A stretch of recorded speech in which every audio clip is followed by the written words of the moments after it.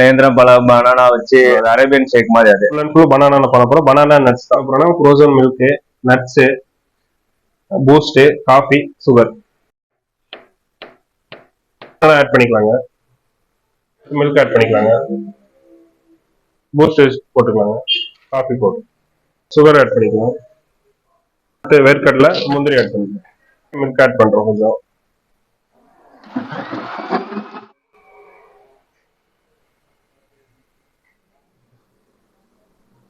Chocolate பிளேவரோட taste கிடைக்குது.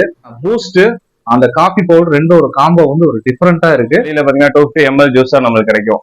நாங்க 350 ml சேம் பிரைஸ் கொடுக்குறோம். அதே மாதிரி 500 ml குவான்டிட்டி வச்சுக்கோம். 2 வேரியேஷன் கொண்டு வந்திருக்கோம் ஜூஸ்ல. ஷார்ஜான்னு சொல்லிட்டு ஒரு மில்க் ஷேக் கொண்டு கொடுக்குறோம். பனானா மில்க் ஷேக் சூப்பரா இருக்கு, ட்ரை பண்ணி பாருங்க. இந்த கடை லொகேஷன் எங்க இருக்குன்னு பாத்தீங்கன்னா குமரபுரம் காஃபி ஹவுஸ் ரெண்டுக்கும் சென்டர்ல லக்ஷ்மி பேலஸ் அந்த இடத்துக்கு ஆப்போசிட்ல தான் இருக்குது.